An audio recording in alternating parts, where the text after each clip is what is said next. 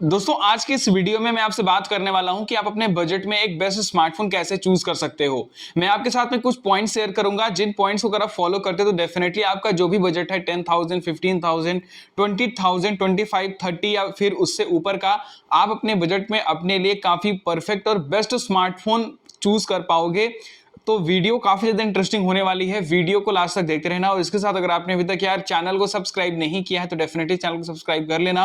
और साथ ही साथ मैं आपको ये बता दूं कि फ्लिपकार्ट की कुछ जो बेस्ट डील्स हैं उसको ऑलरेडी मैंने शॉप वाले सेक्शन में ऐड कर दिया है, तो उस पर क्लिक करके आप जो बेस्ट डील्स हैं उसे भी चेक कर सकते हो। अगर मैं बात करूं आपसे कि आप अपने बजट में एक बेस्ट स्मार्टफोन कैसे चूज कर सकते हो, तो मैं आपके साथ में कुछ पॉइंट शेयर कर देता हूं जिनके बिहाफ पे आप एक बेस्ट स्मार्टफोन चूज कर पाओगे।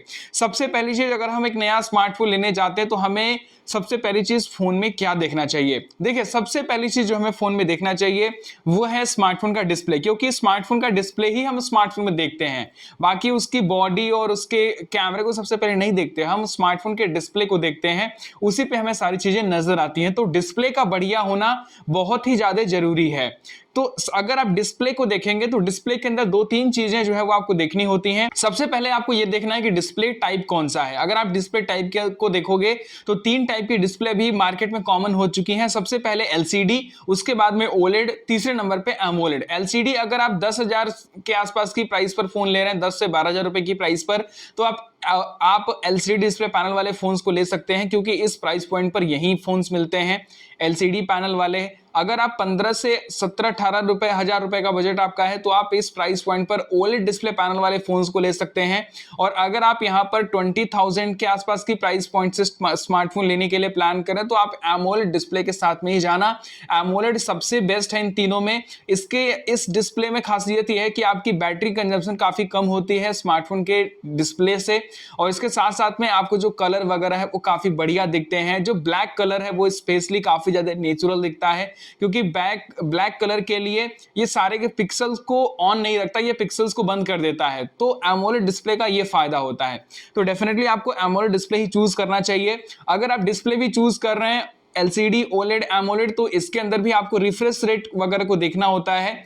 देखिए, अभी के टाइम पे 60 हर्ट्ज की रिफ्रेश रेट वाले फोन्स तो बंद हो गए बिल्कुल भी, अब उनको कोई नहीं खरीद रहा। अगर मैं एंड्रॉइड के बारे में बात करूं तो एंड्रॉइड स्मार्टफोन के अंदर आप 60 हर्ट्ज की डिस्प्ले वाले फोन को मत लेना। अगर आप 10,000 रुपए की प्राइस पर भी फोन्स ले रहे हो तो काफी कॉमन है 90 हर्ट्ज की रिफ्रेश रेट वाले डिस्प्ले इस प्राइस पॉइंट पर आपको बहुत सारे स्मार्टफोन जो ब्रांड है वो ऑफर कर रहे हैं। इनफैक्ट काफी सारे जो मैक्सिमम ब्रांड है वो 120 हर्ट्ज रिफ्रेश रेट भी ऑफर कर रहे हैं इस प्राइस पॉइंट पर। तो कम से कम मैंने आपको बताया कि आपको 90 हर्ट्ज से नीचे की रिफ्रेश रेट वाले डिस्प्ले फोन्स को नहीं परचेस करना है। इसके साथ में अगर आप ऊपर जाते जाएंगे तो 120 हर्ट्ज जो है वो कॉमन है, 120 हर्ट्ज आप ले सकते हो, ये काफी अच्छी चीज हो जाएगी। इसके साथ साथ में डिस्प्ले की का जो मैटर है वो यहीं पे खत्म हो जाता है। इसके अलावा बहुत जो चीजें हैं वो स्पेशली नहीं बचती हैं, जो कि आपको अमूमन ध्यान में रखनी चाहिए। वो आप जितना, अगर आपने एमोलेड लिया अच्छी प्राइस पॉइंट पर, तो उसके और भी जो एडिशनल फीचर्स हैं, डिस्प्ले की ब्राइटनेस नेट्स हो गई, इसके साथ साथ में उसका रेजोल्यूशन हो गया, वो उसके हिसाब से आपको काफी बढ़िया मिल ही जाएगा। अब हम बात करते हैं नेक्स्ट पॉइंट के बारे में, जो कि है स्मार्टफोन की परफॉर्मेंस को लेकर के, और ये है स्मार्टफोन का प्रोसेसर। स्मार्टफोन का जो प्रोसेसर है वो स्मार्टफोन के पूरे परफॉर्मेंस में, या फिर आप कह सकते हैं पूरे स्मार्टफोन को रन करने में काफी अहम रोल प्ले करता है। अगर प्रोसेसर ही नहीं होगा तो फिर स्मार्टफोन जो है वो चल ही नहीं पाएगा। तो एक अच्छे प्रोसेसर का होना बहुत ही ज्यादा जरूरी है। अब अगर आप अलग अलग प्राइस पॉइंट पर स्मार्टफोन को परचेस करेंगे तो अलग अलग प्रोसेसर आपको मिलते हैं। मार्केट में ऑलरेडी बहुत सारे प्रोसेसर हैं, तो हर एक इंसान डायरेक्टली ये पता कर पाए कि कौन सा प्रोसेसर कौन बढ़िया है, कौन सा बेकार है, ये थोड़ा सा कॉम्प्लिकेटेड प्रोसेस हो जाता है, क्योंकि उतनी टेक्निकल नॉलेज हर एक के पास में नहीं होती। तो मैं आपके साथ में कुछ चीजें शेयर करता हूं जिससे आप नॉर्मली पता कर पाओगे कि इस प्राइस पॉइंट पर ये वाला स्मार्टफोन बढ़िया परफॉर्मेंस देगा या फिर नहीं देगा। देखिए, अगर आप स्मार्टफोन के प्रोसेसर को देखोगे तो दो जो ब्रांड है वो प्रोसेसर को स्पेशली बनाते हैं, और इन्हीं दो प्रोसेसर को जो मेजर स्मार्टफोन ब्रांड है वो यूज करते हैं अपने फोन में। पहला ब्रांड है मीडियाटेक दूसरा ब्रांड है कॉलकॉम, मीडियाटेक या फिर कॉलकॉम। इन्हीं दोनों के प्रोसेसर जो है वो आपको मिड रेंज से लेकर के फ्लेक्सिव लेवल के स्मार्टफोन्स में देखने को मिलते हैं। इन ब्रांड के बहुत सारे मॉडल है प्रोसेसर के, लेकिन दोस्तों प्रोसेसर की जो परफॉर्मेंस है वो हम कुछ स्कोर या फिर कुछ टेस्ट वगैरह करके पता करते हैं कि ये जो प्रोसेसर है वो कितना बढ़िया है और कितना अच्छी परफॉर्मेंस हमें देने वाला है। तो उसके लिए एक टेस्ट हम करते हैं जो कि होता है थ्रॉटलिंग टेस्ट, जिससे स्मार्टफोन लंबे टाइम तक कितना स्टेबल परफॉर्मेंस दे रहा है वो पता चलता है। या फिर आप उसका अंततः स्कोर भी चेक कर सकते हो, जिससे आपको पता चल जाएगा कि ये प्रोसेसर लेने लायक है या फिर नहीं है। तो मैं आपको अलग अलग बजट बता देता हूं। इस बजट में आपको इतने अंततः स्कोर वाले फोन को ही परचेस करना है। अगर आपका जो बजट है वो 15,000 रुपए के आसपास का है, 15,000 रुपए के आसपास का फोन आप ले रहे हो, तो कम से कम 4 लाख अंततः स्कोर वाले फोन को आपको परचेस करना है। उससे नीचे आप मत ही लेना, मैं आपको अभी के टाइम पे कहूंगा। इसके साथ में अगर आप 20,000 रुपए के आसपास की का आपका बजट है, तो कम से कम 5 से 6 लाख अंततः स्कोर वाले फोन को ही आपको परचेस करना है। अगर आपको जो बजट है वो 30,000 से नीचे का फोन आप ले रहे हो, 25 से 30,000 रुपए के बीच में, तो 7 लाख अंततः स्कोर वाले फोन को ही आपको परचेस करना है। अगर आप 30,000 से ऊपर की प्राइस पॉइंट पर फोन ले रहे हो, तो आपको 8 से 9 लाख अंततः स्कोर वाले फोन को परचेस करना है। और अगर आप यहां पर एक गेमिंग स्मार्टफोन लेने के लिए प्लान करो, तो कम से कम यार 8 लाख अंततः स्कोर वाले फोन को ही आप परचेस करना, उसमें आपको बढ़िया परफॉर्मेंस जो है वो देखने को मिल जाएगी। तो ये जो टिप्स है वो आपके काफी काम आने वाली है। अंततः स्कोर के हिसाब से आप पता कर सकते हो कि ये जो फोन है वो बढ़िया परफॉर्मेंस मुझे देने वाला है या फिर नहीं देने वाला। और आप अलग अलग प्राइस पॉइंट पर मैंने इसको आपको बता दिया कि आप स्मार्टफोन लेने के टाइम पे टोटली अपने खुद से ही डिसाइड कर पाओगे, पता कर पाओगे कि ये जो स्मार्टफोन है वो बढ़िया परफॉर्मेंस मुझे देने वाला है या फिर नहीं देने वाला है इस प्राइस पॉइंट पर। तो प्रोसेसर की बात यहां पर खत्म हो जाती है। अब बात आ जाती है रैम और स्टोरेज की। देखिए अभी के टाइम पे रैम और स्टोरेज वेरिएंट जो है वो काफी ज्यादा इंपॉर्टेंट पार्ट बन चुका है, क्योंकि अभी भी काफी सारे स्मार्टफोन ब्रांड हैं जो कि 4 GB रैम वाले फोन को लॉन्च कर रहे हैं। मैं आपको अभी के टाइम पे बता दूं, 2025 में बिल्कुल भी 4 GB रैम वाले फोन्स को परचेस मत करना, वो स्मार्टफोन फेल है। क्योंकि अभी के टाइम पे जो एप्स का साइज है और साथ ही साथ में जो हम कंटेंट वगैरह हमारे पास में आ रहा है, जो डेटा है वो 4K में आ रहा है, तो इन सब चीजों के लिए यार अब 4 GB रैम के बस की बात नहीं है उतने सारे लोड को हैंडल करना। भले ही प्रोसेसर काफी बढ़िया हो, लेकिन अगर आप रैम ही कम ले लोगे तो वो उतने अच्छे से प्रोसेस नहीं कर पाएगा और आपको लैग और हैंग जैसे इशू जो है वो काफी कॉमन आपके स्मार्टफोन में देखने को मिलेंगे। तो आपको कम से कम 6 GB रैम कम से कम आपको लेकर के चलना है। 6 GB रैम वाले फोन को तो आपको परचेस करना ही करना है।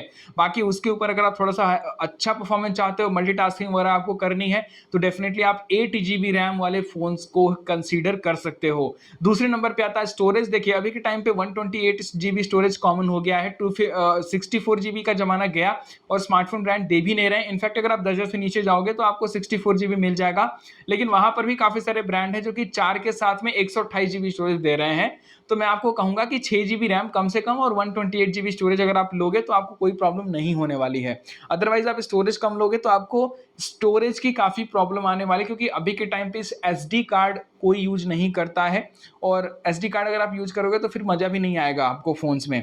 तो ये चीजें आपको जरूर से ध्यान में रखनी है। इसके साथ में अगले पॉइंट पर आ जाता है कैमरा। देखिए कैमरा एक काफी इंपॉर्टेंट रोल प्ले करता है अभी के टाइम पे, जहां पर लोग जो है वो फोटोज क्लिक करना, वीडियोस बनाना काफी पसंद करते हैं, सोशल मीडिया वगैरह पे शेयर करने के लिए, इंस्टाग्राम पे शेयर करने के लिए।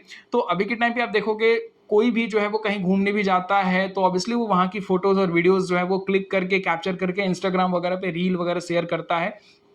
तो कैमरा की अच्छी परफॉर्मेंस अभी के टाइम पे काफी ज्यादा जरूरी हो गई है, मैं मानता हूं सभी लोगों के लिए। तो एक अच्छे कैमरा वाला कैमरा फोन, तो एक अच्छे कैमरे फोन को अगर आप परचेस करना चाहते हो तो डेफिनेटली आप अगर आप बहुत अच्छी परफॉर्मेंस चाहते हो तो आपका बजट यार थोड़ा सा बढ़ाना पड़ेगा। मैं आपको सजेस्ट करूंगा कि आप 25,000 के आसपास की प्राइस पर फोन देखो अगर आप एक बढ़िया कैमरा सेंट्रिक फोन चाहते हो। नहीं तो उससे नीचे अगर आप लोगे तो मैं आपको कुछ पॉइंट्स बता देता हूं जो कि आपको काफी काम आने वाला है। भले ही आप 10,000 रुपए की प्राइस पर फोन लो या फिर 30,000 रुपए की प्राइस पर फोन लो, ये कैमरा जो टिप्स है वो डेफिनेटली आपके काम आने वाली है। सबसे पहली चीज आपको क्या देखनी है, सबसे पहली चीज आपको देखना है कि कैमरा जो है वो उसके अंदर आपको OIS जो है वो देखने को मिले। OIS जो है वो काफी कॉमन हो गया अभी के टाइम पे, अप्रॉक्स 12,000 रुपए की फोन्स में भी आपको OIS देखने को मिल रहा है, ऑप्टिकल इमेज स्टेबलाइजेशन। तो ये चीजें काफी ज्यादा जरूरी है अगर आप स्मार्टफोन के स्पेसिफिकेशन में जाओगे तो वहां पर कैमरा स्पेसिफिकेशन में आपको दिख जाएगा कि इस फोन में OIS है या फिर नहीं है। तो OIS वाले फीचर को आप देख लेना। दूसरी चीज आपको सेंसर देखना है। मेगापिक्सल यार लोग देखने लगते हैं, मुझे समझ में नहीं आता। मेगापिक्सल जो है वो फर्जी होता है। अगर आप 10,000 रुपए का फोन ले रहे हो तो उसमें ब्रांड क्लेम करता है कि हम 108 मेगापिक्सल या फिर 15,000 रुपए की प्राइस पर 200 मेगापिक्सल वाले कैमरे को दे रहे हैं, लेकिन उसकी जो परफॉर्मेंस होती है, जो पिक्चर क्वालिटी होती है, वो अगर हम फ्लैगशिप के 12 मेगापिक्सल या 48 मेगापिक्सल के कैमरे से कंपेयर करें तो उसके बराबर 1% भी उसके बराबर नहीं होती। तो कैमरा के मेगापिक्सल के नाम पे स्मार्टफोन खरीदना बंद करो, क्योंकि वो चीजें रियल नहीं होती हैं। मेन जो काम होता है वो आपके स्मार्टफोन में कैमरे के अंदर स्पेशली सेंसर का होता है, जो कि उसके अंदर लगा होता है, और इसके साथ साथ में सॉफ्टवेयर वगैरह, और साथ ही साथ में जो स्मार्टफोन में प्रोसेसर लगा होता है वो काफी की रोल प्ले करता है एक अच्छी इमेज कैप्चर करने में। तो डेफिनेटली आपको मेगापिक्सल के पीछे नहीं भागना। मेगापिक्सल तो आपको 15,000 रुपए में भी 108 मेगापिक्सल वाला कैमरा फोन मिल जाएगा, जबकि वहीं पर अगर आप आईफोन को देखोगे तो आज भी 48 मेगापिक्सल 12 मेगापिक्सल वाले सेंसर को यूज कर रहा है, लेकिन उसकी पिक्चर क्वालिटी नेक्स्ट लेवल की होती है। वहीं पर आप 108 मेगापिक्सल या फिर 200 मेगापिक्सल वाले कैमरे को देखोगे तो वो काफी बेकार फोटोज क्लिक करता है। तो आपको देखना है कि सोनी IMX का सेंसर डेफिनेटली स्मार्टफोन के कैमरे में हो, और इसके साथ साथ में उसके अंदर OIS हो, तो आपको इमेज क्वालिटी काफी बढ़िया मिल जाएगी। लेकिन वहीं मैं आपको कह रहा हूं कि थोड़ा सा बजट, अगर आप कैमरा को टारगेट करके फोन ले रहे हो तो बजट थोड़ा सा आपको अपना बढ़ाना पड़ेगा। 20 से 25,000 रुपए अगर आप इन्वेस्ट करते हो तो बढ़िया कैमरा फोन आपको मिल जाएगा इस प्राइस पॉइंट पर। अगले नंबर पे मैंने रखा हुआ है स्मार्टफोन की बैटरी। देखिए अभी के टाइम पे आप देखोगे तो बैटरी की जो साइज है वो बढ़ चुकी है।